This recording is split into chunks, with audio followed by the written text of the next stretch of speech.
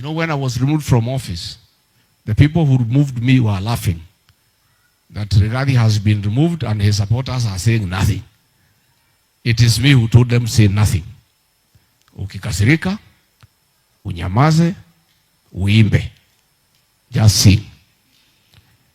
And I asked my supporters to suppress their anger because we are peaceful people and we believe in doing things peacefully. I want to ask our supporters who are angry with what is happening in Kenya not to do anything that is violent, anything that is against the law. I ask them to suppress their anger, but keep it. Next year, they'll have an opportunity on the 10th of August to express their anger at the ballot box. That is where anger should be expressed and nowhere else. Ladies and gentlemen, welcome back again on my podcast channel. Thank you for tuning in on Eminent Television, and I hope this one finds you well. I am Owino Stephen. Now, fellow Kenyans, a good news to Rigathi Gachagua, DCP party leader, and a bad news to President Ruto. Why am I saying this? Rigathi Gachagua, tomorrow being the 8th, Monday, June 2026, the courts will decide on the impeachment of Rigathi Gachagua. Now, based on how Rigathi Gachagua was talking while he was addressing the nation today, Sunday, on tomorrow's decision from the court, I think on observing the body language, I think he will win. And this one will be a bombshell to President Ruto. And it's about to go down because it will not be easy. The way we Kenyans, we thought that Rigathi Gachagua ameisha and he will never vie. Each and every day tunaona maneno zinabadilika. And I can say the guy will win this impeachment case tomorrow, because he has said that Kenyans, we should pray for him. And I think for him to talk, to address the nation on this issue, there is something that there is let me say, there's a clue. Maybe he has a clue on what will happen tomorrow. This is a very big blow to the president himself, because this guy has been a threat to the president. He has been a political threat to this government. And I think regarding Gachagua, what will happen tomorrow will mark an era of a new journey for Rigathi Gachagua. And before I put for you this video, please kindly like, share, and subscribe on my podcast channel. This is how Rigathi Gachagua was addressing the nation. Naomba mtuombe nijitolewa kwa ofisi against the law, against the constitution tomorrow. Kesi imesikizwa, uamuzi ni kesho. Tomorrow. So si mtaniombea? Mtuombe, and we are ready for whatever outcome. If the 3 judges rule that we were treated unfairly and against the law and the constitution, and lift the impeachment and let us be, we shall be grateful to God, and we shall be very grateful that there is a justice system in Kenya that works. I have confidence that our judiciary is independent, is impartial, and will give justice to Rigathi Gachagua and millions of his supporters across the country. If the ruling goes the other way, it is still okay.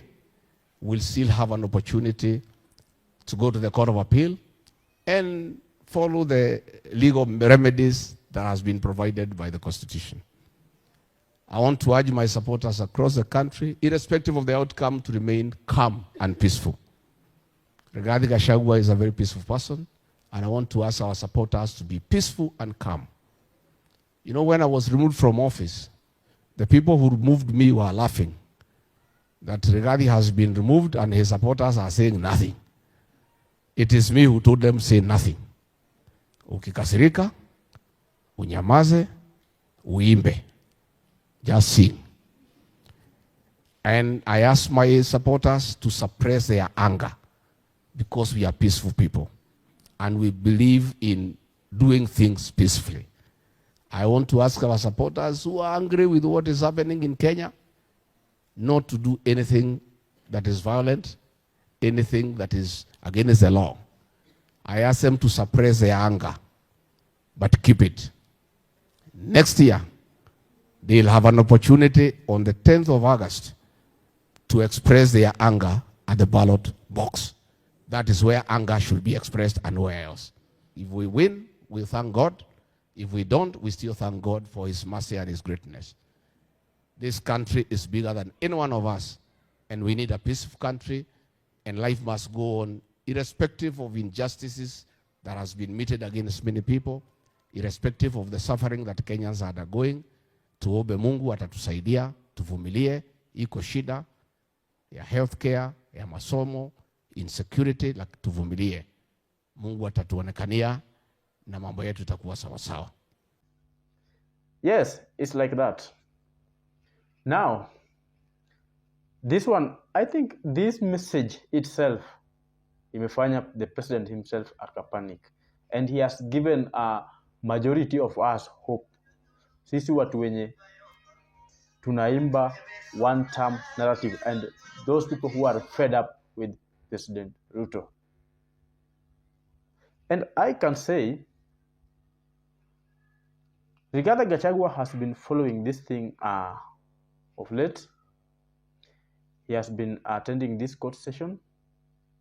And finally, the results will be out. The decision will be out. And I think, without being biasness, this impeachment was not legal. Because, and without fear of contradiction, the way the guy has been saying that he was impeached, not being tribalist, but there were some of the things that he was against the president when the president was doing.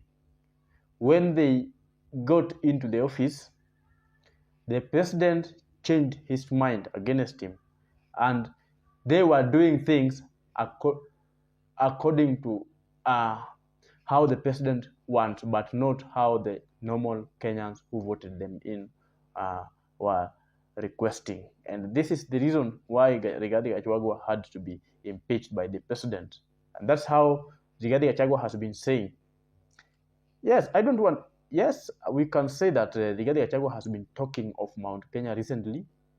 And in each and every speech he delivers, he normally talks of in the interest of Mount Kenya. You know, to be honest, I want us to be honest.